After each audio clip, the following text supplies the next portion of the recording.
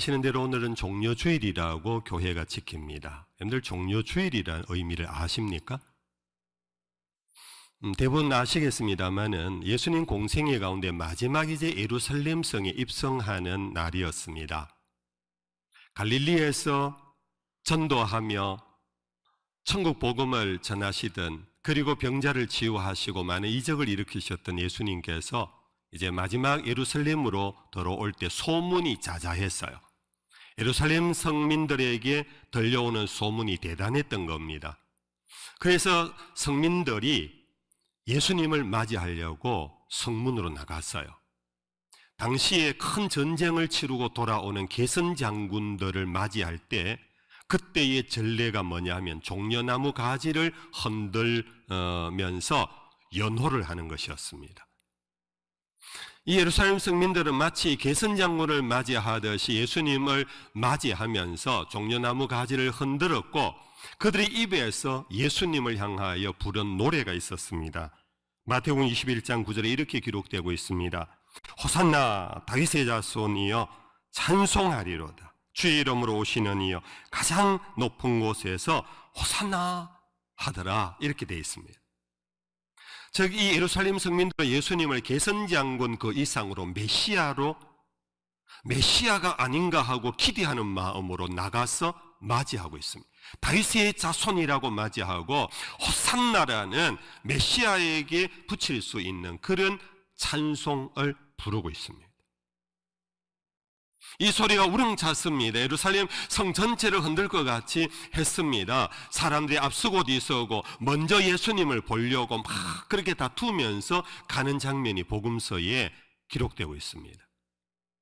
근데 사람들의 입에서 찬송이 점차 멈추기 시작하면서 웅성웅성함이 일어났습니다. 이유는 들어오는 예수님이 큰 군마를 타거나, 우리나라로 치면은 용포를 입고 가마를 타고 들어오는 것이 아니고 아주 작은 쪼랑말 나귀 새끼를 타고 들어오는 거예요. 사람들이 기대했던 모습과 너무 딴판인 겁니다. 그래서 사람들이 수군거리기를 저가 도대체 누구냐? 우리가 들은 소문의 주인공이 맞냐? 저가 도대체 누구냐? 그러면서 수군수군거리다 보니까 실물이 자꾸 가까이 오는데 너무 초라한 한 젊은이였습니다. 전도하러 다닌다고 걸어서 다니다가 보니까 지쳐있는 표정입니다. 먼지를 다 덮어서 있는 남루한 옷을 입고 있는 한 젊은이가 작은 쪼랑말 같은 나귀 새끼를 타고 들어오는 것입니다. 사람들은 그때부터 흩어지기 시작했습니다.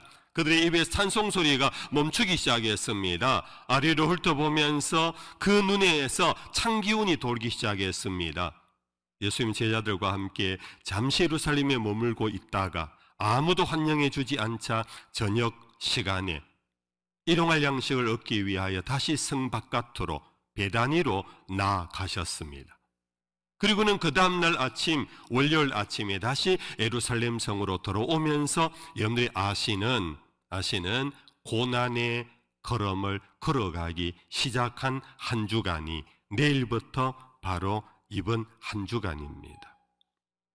교회가 종려주의를 지키는 까닭은 예수님이 메시아라고 다윗의 자손이라고 불렀던 왕중왕이라고 승리자라고 불렀던 그들의 신앙 고백을 우리가 받아들이고 그분은 정말 왕이다, 그분은 정말 메시아다, 그분은 정말 우리의 구세주다, 종려나무 가지를 우리도 흔들며 예수님을 맞이하자, 그런 의미로 이 종려주의를 지키는 것입니다.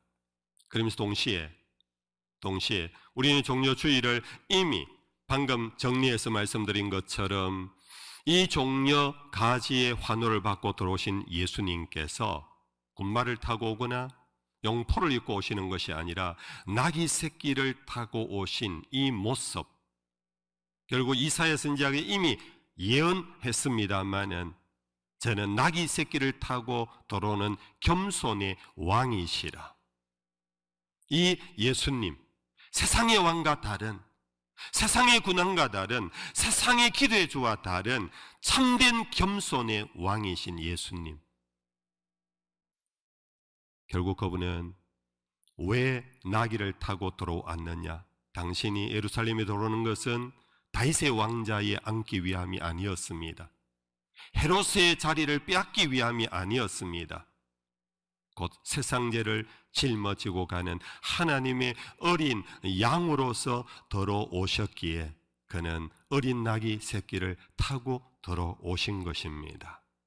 우리는 그 주님을 맞이하는 이 시간 되기를 축복합니다.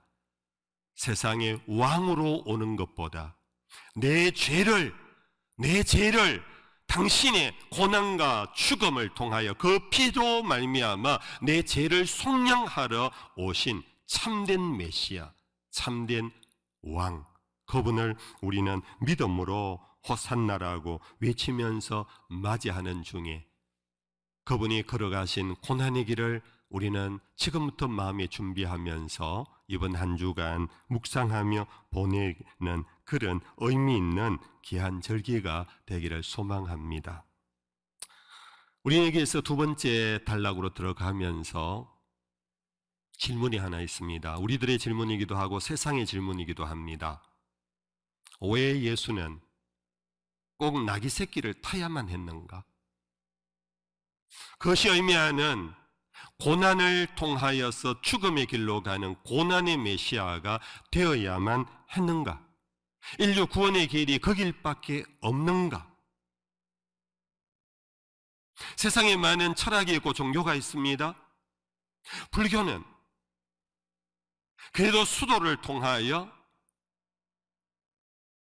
뭔가 자기를 맑히는, 깨끗하게 하는 그런 수행이라는 방법을 통하여 죄로부터 벗어나게 하려고 하는 그 모습이 뭔가 세상 사람들에게는 와닿습니다. 금식을 합니다. 세속을 떠납니다. 인연을 끊습니다. 이것이 구원의 길이 아닌가 하는 이 불가의 구원의 길과 비교하면 이거는 너무나 미련해 보이는, 너무나 우스꽝스러운 예수의 길이었습니다. 유교 철학, 윤리와 도덕을 통하여 인간관계, 사회관계의 질서를 세우고 정말 예법을 통하여 인간됨의 그런 어떤 고상함을 세워가는, 그로 인하여 저급한 인간이 고상한 인간으로 올라가면서 구원의 길을 설파하는 그런 유교의 가르침에 비하면 이 예수의 길은 정말 저급하기 짝이 없는 쌍놈의 길 같습니다. 마호메트, 회교라 일컬어진 이슬람교, 그는 마호메트가 뭔가 하늘의 계시를 받아서 코란이라는 성경을 던지면서 이것은 계시다, 하늘의 뜻이다 하고 그렇게 이 말씀대로 살면 천국 간다라는 그러한 분명한 계시로 자기를 그렇게 선지자 중에 선지자로 세우는 마호메트도 아닌 선지자라 이름 부름받기는 했지만 결국은 죽임당한 사형수에 불과한 예수의 이 길, 꼭 그 길을 가야만 하는가? 그것이 인류 구원의 길인가? 그런데 오늘 우리 교회 안에서도 이런 질문, 이 부분에 와서 멈추시는 분이 많습니다. 동일하게 이 질문 앞에서 꼭 예수의 길만이 아니다라는 생각 속에 이 구원의 확신이 없는, 복음을 온전히 영접하지 못하는 그런 성도들도 있는가 하면 교회 바깥의 사람들은 다 이런 질문을 갖고 왜 어리석은 그런 도의 길을 갔느냐고 그렇게 질문하고 있습니다. 이유는 오늘 본문 속에 보면은 유대인과 헬라인이라는 두 대표적인 그룹을 통하여 세상 사람들이 원하는 두 가지가 있습니다. 하나는 오늘 보면 22절에 보면 유대인은 표적을 구한다. 표적을 구한다. 여러분들 유대인이 표적을 구한다는 의미가 뭔지 아세요? 표적. 이건 그냥 사인이라는 겁니다. 사인. 사인이라는 것은 증거라는 것입니다. 증거. 자, 메시아면 메시아로서 행동을 하라는 겁니다. 유대인들이 기다릴 때 메시아는 구름 타고 오는 사람의 아들과 같이 생겼지만 하나님으로 구름 타고 올 분이 메시아다. 이게 그들이 생각했던 메시아인데, 그러면 메시아답게 행동하라는 거예요. 이스라엘 사람들이 꿈꿨던 메시아에 대한 이미지는 시온 산성에 올라와서 그곳에서 예루살렘 성을 회복하고 만민 가운데 흩어져 있던 당신의 백성들을 시온 산으로 모아서 하나님 나라를 재건하는, 그것이 메시아라고 생각했는데, 그러면 그 사인을 보여달라는 겁니다. 제가 몇 번 말씀드렸습니다마는 히브리어 이스라엘 사람들의 이 언어가 그렇습니다. 이스라엘 사람들의 언어는 명사가 동사와 연결되어 있다는 말씀드렸습니다. 사랑이라는 추상명사가 사랑함이라는 동사로 연결되는 것이 그들의 언어 습관이고 언어 특징이라고 그랬습니다.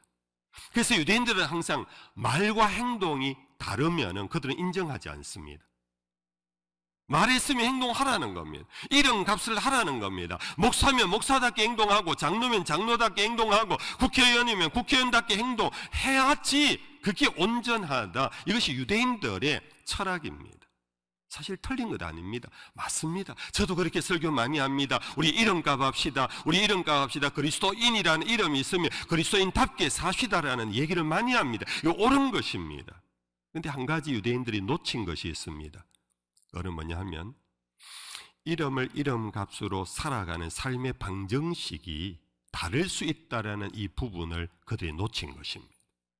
즉 왕, 임금이면 군림합니다. 임금이면 권세를 누립니다. 임금이면 리더십을 발휘해서 장악하는 것이 임금의 표징이고 사인입니다. 예수님께서 제자들에게 하신 말씀 아시지요?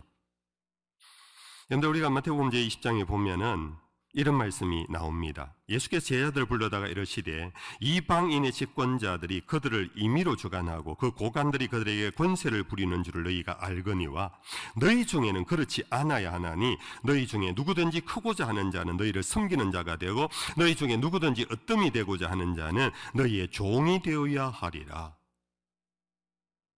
같은 으뜸이고 같은 권세자고 같은 왕인데, 유대인들이 생각했던 왕의 방정식은 군림하고 권세를 부리는 겁니다.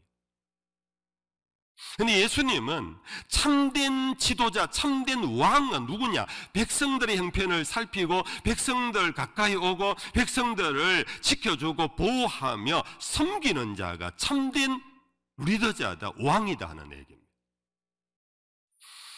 여러분들, 이런 오류를 두고 일전에 제가 한번 소개해드렸던 베이컨의 4대 우상론 가운데 동굴의 우상 말고 또 다른 우상론이 하나 있습니다. 시장의 우상이라는 게 있습니다.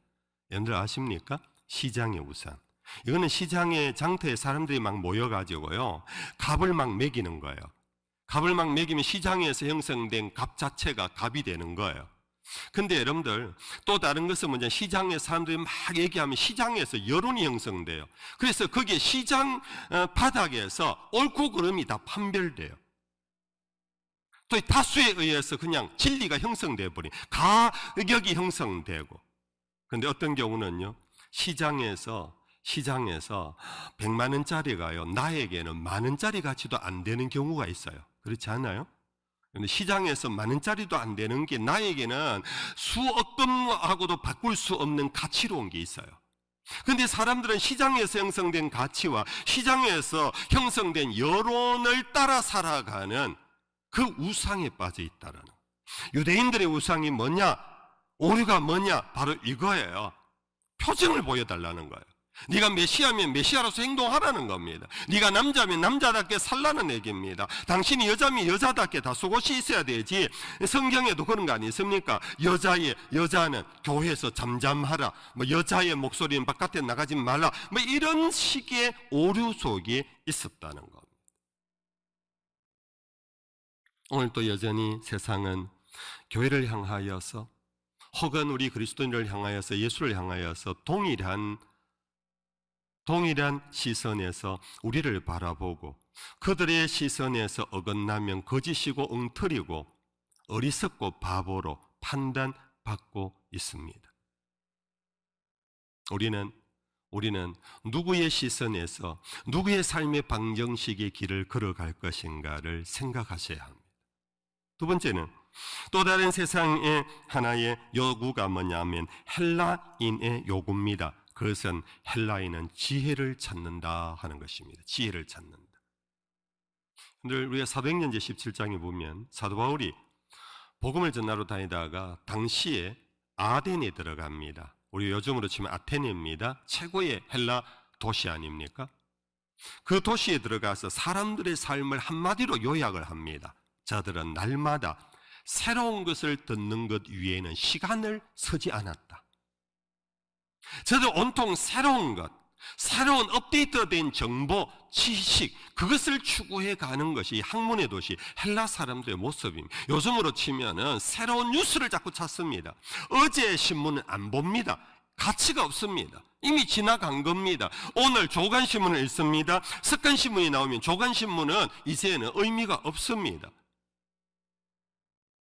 여러분들, 세계가 오늘, 세상이 오늘, 오늘 이 세상을 살아가고 있는 그리스도인들조차도 우리들 마음속에 계속해서 새 것을 찾다 보니 2000년 전의 나사렛 예수의 얘기가 어느덧 우리에게는 잔소리 같은, 캐캐묵은 옛날 전설 같은 얘기로 들려지면서 교회 가면 십자가 얘기나 하고 딴소리 하는 거, 그래서 이제 우리 그리스도인들조차도 식상해져 가는, 세상 사람들이 교회는 이제 죽은 종교라고 말하는. 그러나 여러분들 초기 기독교회도 마찬가지였습니다. 초기 기독교회도 이 헬라 사람들의 요구대로 날마다 그들이 기대하는 새로운 말, 새로운 표현, 새로운 어떤 지식을 창출해 내지 않았습니다. 교회는 같은 말밖에 하지 않았습니다. 그것은 예수에 관한 얘기뿐이었습니다. 그것도 예수에 관한 많은 얘기가 아니었습니다. 오로지 예수의 죽으심과 부활 얘기가 초기 기독교의 예배 설교의 전부였습니다. 그들은 설교보다 더 중히 여겼던 것은 성찬이었습니다. 떡과 포도주를 나눕니다. 그것을 반복합니다. 떡과 포도주를 통해 예수를 기억하는 겁니다. 예수는 우리를 위하여 당신의 살을 찢었습니다. 우리를 위하여 당신의 피를 흘렸습니다. 이 얘기밖에 안 하고 이것을 성찬을 통하여 계속 반복했을 뿐입니다. 세상 내에서 볼 때는 미련하기 짝이었고 우스꽝스러운 정말 이상한 모습이었습니다. 그러나 사도 바울은 포기하지 아니하고, 그는 고린도전서 제2장에서 자기의 선교 철학을, 선교 신학을 이렇게 논했습니다. 고린도전서 2장 2절입니다. 내가 너희 중에서 예수 그리스도와 그가 십자가에 못 박히신 것 외에는 아무것도 알지 아니하기로 작정했다. 세상은 온갖 새로운 얘기 좀 해라, 새로운 설교 좀 해라, 그 들었다, 나 안다, 그 요청 앞에 사도 바울은 굴하지 아니하고 나는 그리스도의 십자가에 못 박히신 것 외에는 아무것도 알지 않기로 하고 이것 이외에는 난 전하지 않겠다. 이유는 내 전도함이 내 말과 설득력 있는 지혜 말로 되는 것이 아니라 다만 성령의 나타나심과 능력으로 되는 것이니 너희 믿음이 사람이 지혜에 있지 아니하고 다만 하나님의 능력에 있게 하려 하였노라. 그런데 스스로 생각해 보십시오. 여러분들 어떻게 예수를 믿었습니까? 누가 뭐 말 잘하는 말쟁이인데 설득당했습니까? 교묘한 어떤 책을 보고 하고 여러분들이 막 어떤 과학 지식을 얻듯이 해서 예수를 여러분들 믿게 됐습니까? 여러분들, 우리는 예수를 믿게 된 것은 말의 기교에 의한 것이 아닙니다. 새로운 학문에 의한 것이 아닙니다. 그분의 어떤 바다 위를 걸어갔다는 것 때문이 아닙니다. 오늘날 교회 왔더니 누가 안전뱅이가 벌떡 일어나 걸어가더라, 그것 때문에 우리가 예수를 믿는 게 아닙니다. 우리 가운데 그것을 한 번도 본 적이 없지만은 성령의 감동 속에 그 나타나심의 은총 속에서 우리가 믿음으로 반응하면서 그 어리석고 이상한 복음을 우리는 진리로, 정말로 기쁜 소식으로 그분이 메시아임을 우리는 믿게 되었고, 그래서 우리는 이 자리에 와서 예배하는 것 아닙니까? 그렇죠? 그러므로 이 두 가지는 지금도 여전합니다. 여러분들, 우리는 안팎에서 요구하는 게 있습니다. 증거해 보여라, 행동해 보여라. 그 우리 행동에 보이지 못하고 증거에 보이지 못하면 우리는 뭔가 위축되어 가지고 아이고 하면서 그렇게 우리의 믿음이 쪼그라듭니다. 뭔가 새로운 것을 말해봐라 새 것이 나오지를 않습니다. 그러면 나는 캐캐묵은 옛날 얘기만 하는 탱이구나 그럴 수도 있습니다. 그러나 오늘 우리는 예배를 통하여서 다시 한번 사도 바울의 표현 속에서 우리는 같은 말을 하지만 이것이 나에게는 수고로움이지만 여러분들에게는 평안이요 안전하도다, 그런 은혜가 있기를 축복합니다. 예수가 걸어가신 길 미련한 길입니다. 쉬운 길도 있고 넓은 길도 있고 군마를 타고 가면 사람들의 환호를 받고 끝까지 갈 수 있는데 왜 낙이 새끼 타고 들어가가지고 사람들의 눈빛이 서늘해지고 결국은 바라바는 놔주고 저는 죽이라 하는 사형수의 자리에 왜 들어갔을까? 예수의 그 길. 그럼 나는 어느 길로 가는가? 나는 사람들이 여기가 좋다, 흔히 말하는 합리적이고 과학적이고 정말 센스 있고 정말 감각 있고 요즘 이 시대를 분별할 줄 아는 정말 똑똑한 사람의 길로 나는 가다가 예수의 길과 다르면 어떡하나? 다르면 어떡할까요? 내가 가는 길이 예수의 길과 다르다면 예수의 길은 좁으면 좁은 길이지만 환영받지 못했지만 어렵고 힘든 길이었지만 그 길 끝에는 부활이요 영생이 있었는데 내가 가는 길이 예수의 길과 다른 길이라면 내 길의 끝은 뭘까? 우리의 길의 끝은 뭘까 생각해 봐야 하지 않겠습니까, 여러분들? 요한복음 예수님께서 하신 말씀으로 설교를 맺겠습니다. 요한복음 제15장입니다. 우리 같이 한번 읽고 마치겠습니다. 시작. 내 안에 거하라 나도 너희 안에 거하리라. 가지가 포도나무에 붙어 있지 아니하면 스스로 열매를 맺을 수 없음같이 너희도 내 안에 있지 아니하면 그러하리라. 나는 포도나무요 너희는 가지라. 그가 내 안에 내가 그 안에 거하면 사람이 열매를 많이 맺나니 나를 떠나서는 너희가 아무것도 할 수 없음이라.